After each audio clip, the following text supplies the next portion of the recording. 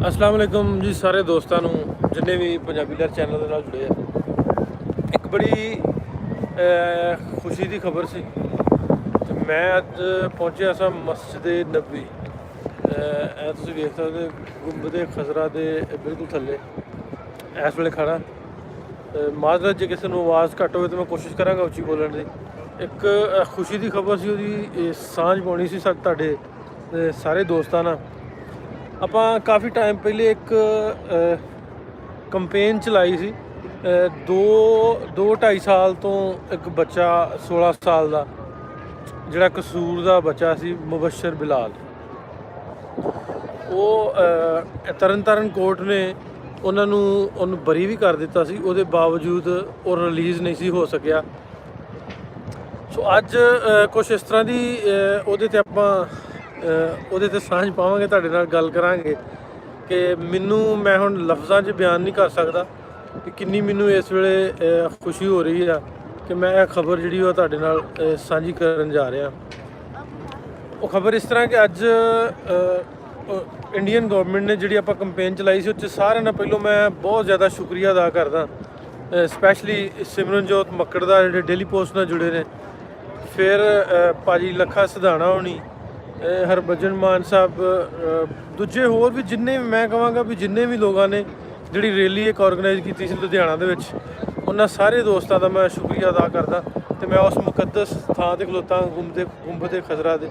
ਉਹ ਭਾਵੇਂ ਸਿੱਖ ਕਮਿਊਨਿਟੀ ਨਾਲ ਬਿਲੋਂਗ ਕਰਦੇ ਨੇ, ਉਹਨਾਂ ਨੇ ਜਿੰਨੀ ਐਫਰਟ ਕੀਤੀ, ਮੈਂ ਇੱਥੇ ਉਹਨਾਂ ਵਾਸਤੇ ਸਪੈਸ਼ਲੀ ਦਿਲੀ ਤੌਰ 'ਤੇ ਸਾਰਿਆਂ ਲਈ ਦੁਆ ਕਰਾਂਗਾ ਕਿ ਰੱਬ ਉਹਨਾਂ ਨੂੰ ਸਿਹਤ ਤੰਦਰੁਸਤੀ ਦੇ ਚੜ੍ਹਦੀ ਕਲਾ 'ਚ ਰੱਖੇ ਰੱਬ।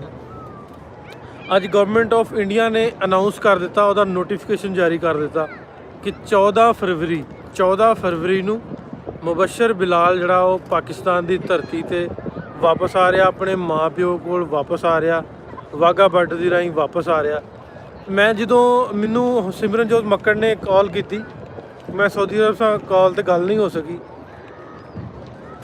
ਸਾਰਿਆਂ ਨੂੰ ਫਿਰ अस्सलाम वालेकुम ਸਾਰੇ ਜਿੰਨੇ ਵੀ ਮੇਰੇ ਨਾਲ ਸਾਡੇ ਨਾਲ ਜੁੜੇ ਨੇ। ਦੁਬਾਰਾ ਤੋਂ ਮੈਂ ਇੱਕ ਵਾਰੀ ਫਿਰ ਸ਼ੁਰੂ ਕਰ ਦੇਵਾਂ। ਉਹਦੇ ਵਿੱਚ ਜਦੋਂ ਮੈਂ ਉਹਦੀ ਵਾਲਦਾ ਨੂੰ ਜਦੋਂ ਕਾਲ ਕੀਤੀ, ਉਹਦੀ ਮਾਂ ਨੂੰ, ਉਹਦੀ ਅਟੈਂਡ ਹੀ ਕਾਲ ਜਿਹੜੀ ਉਹਦੀ ਮਾਂ ਨੇ ਕੀਤੀ, ਉਹ ਬੱਚੇ ਦੀ ਨੇ। ਮੈਂ ਉਸ ਮਾਂ ਨੇ ਜਿੰਨੀਆਂ ਦੁਆਵਾਂ ਮੈਨੂੰ ਅਤੇ ਬਾਕੀ ਸਾਰੇ ਉਹ ਲੋਕ ਜਿਨ੍ਹਾਂ ਨੇ ਇਸ ਕੰਪੇਨ 'ਚ ਹਿੱਸਾ ਪਾਇਆ ਸੀ ਉਹਨਾਂ ਨੂੰ ਦੇ ਛੜੀਆਂ।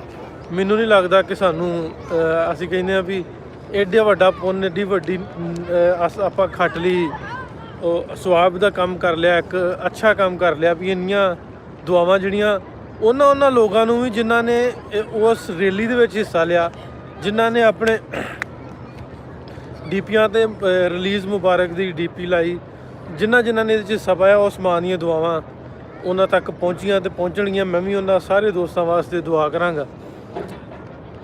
ਉਹਦਾ ਨੋਟੀਫਿਕੇਸ਼ਨ ਉਸ ਬੱਚੇ ਦਾ ਜਾਰੀ ਹੋ ਗਿਆ, ਜਿਹੜਾ ਕਿ 14 ਜਨਵਰੀ ਨੂੰ ਪਾਕਿਸਤਾਨ ਪਹੁੰਚੇਗਾ ਵਾਹਗਾ ਬਾਰਡਰ ਦੀ ਰਾਹੀਂ। ਗਵਰਨਮੈਂਟ ਆਫ ਇੰਡੀਆ ਨੇ ਉਹਨਾਂ ਨੂੰ ਰਿਲੀਜ਼ ਕਰ ਦਿੱਤਾ, ਆਰਡਰ ਜਿਹੜੇ ਵਾ ਕਰ ਦਿੱਤੇ ਕਿ ਉਹ ਬੱਚਾ ਜਿਹੜਾ ਹੁਣ 14 ਨੂੰ ਪਾਕਿਸਤਾਨ ਵਾਪਸ ਜਾਏਗਾ।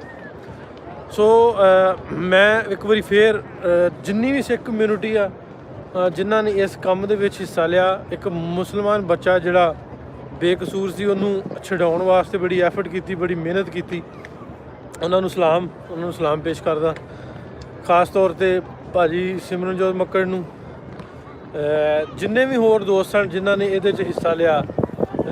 ਜੇ ਆਪਾਂ ਗੱਲ ਕਰ ਲਈਏ ਭਾਜੀ ਸਨ ਲੱਖਾ ਸਿਧਾਣਾ ਹੋਰੀ, ਹੋਰ ਜਿੰਨੇ ਵੀ ਦੋਸਤ ਸਨ ਜਿਨ੍ਹਾਂ ਨੇ ਇਹਦੇ 'ਚ ਹਿੱਸਾ ਲਿਆ, ਸਾਰਿਆਂ ਨੂੰ ਮੈਂ ਉਹਨਾਂ ਦਾ ਧੰਨਵਾਦ ਕਰਦਾ, ਉਹਨਾਂ ਦਾ ਸ਼ੁਕਰੀਆ ਅਦਾ ਕਰਦਾ ਕਿ ਰੱਬ ਉਹਨਾਂ ਨੂੰ ਸਿਹਤ ਦੇਵੇ, ਤੰਦਰੁਸਤੀ ਦੇਵੇ, ਕਿ ਉਹਨਾਂ ਨੇ ਐਡਾ ਵੱਡਾ ਪੁੰਨ ਖੱਟਿਆ, ਐਡੀਆਂ ਵੱਡੀਆਂ ਦੁਆਵਾਂ ਇੱਕ ਮਾਂ ਦੀਆਂ ਲਈਆਂ, ਜਿਹੜੀਆਂ ਮੈਂ ਕਹਿੰਦਾ ਵੀ ਮੇਰੇ ਵਾਸਤੇ ਜਿੰਨੀ ਵੀ ਆਪਾਂ ਮਿਹਨਤ ਕੀਤੀ ਉਹਦੇ ਵਾਸਤੇ ਇਹ ਦੁਆਵਾਂ ਹੀ ਉਸ ਮਾਂ ਦੀਆਂ ਕਾਫੀ ਨੇ।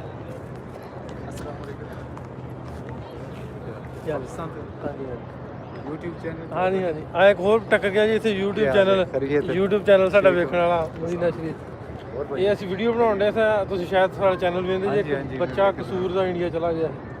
ਹਾਂਜੀ ਹਾਂਜੀ ਹਾਂਜੀ ਬਾਰਡਰ ਉਹ ਰਿਲੀਜ਼ ਹੋ ਗਿਆ। ਅੱਜ ਹੀ ਮੈਨੂੰ ਹੁਣੇ ਫੋਨ ਆਇਆ ਮਾਸ਼ਾਅੱਲਾ।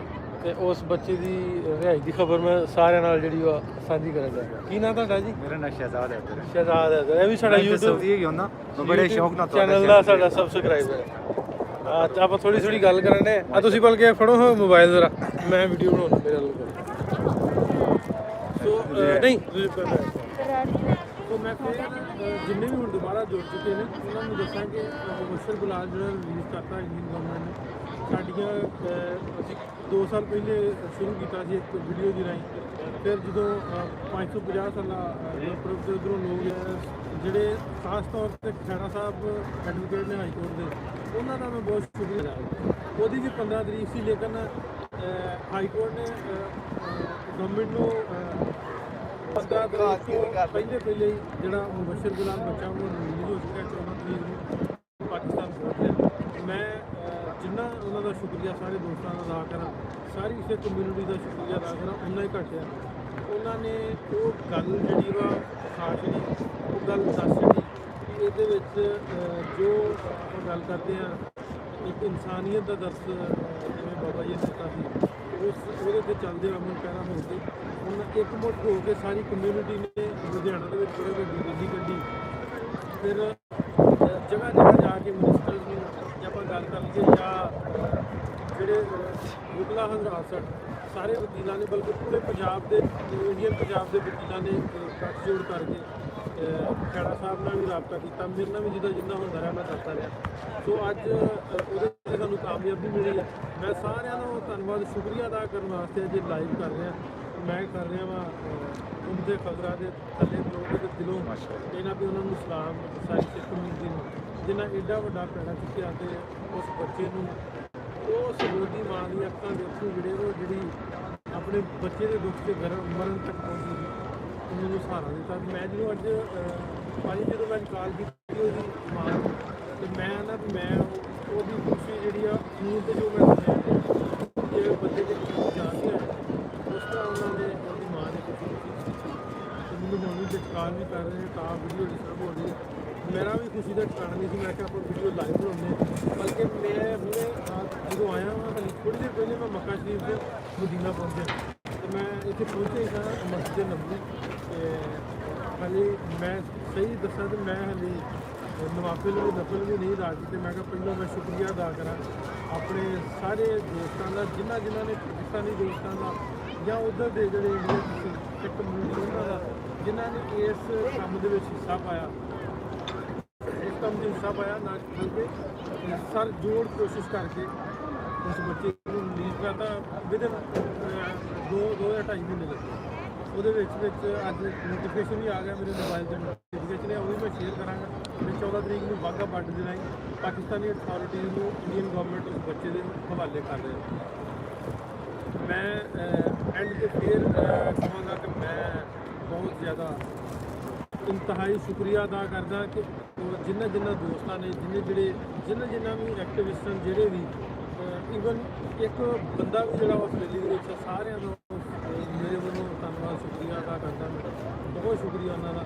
ਉਹਨਾਂ ਨੇ ਉਸ ਮਾਂ ਦੀਆਂ ਰੋਂਦੀਆਂ ਅੱਖਾਂ ਦੇ ਅੱਥਰੂ ਬੋਲੇ ਅਤੇ ਉਹ ਆਪਾਂ ਜੇ ਗੱਲ ਕਰਦੇ ਕਿ ਉਸ ਕਮਿਊਨਿਟੀ ਦੀ ਹਮੇਸ਼ਾ ਹੀ ਜ਼ਿੰਦਾਬਾਦ ਤੇ ਜ਼ਿੰਦਾਬਾਦ।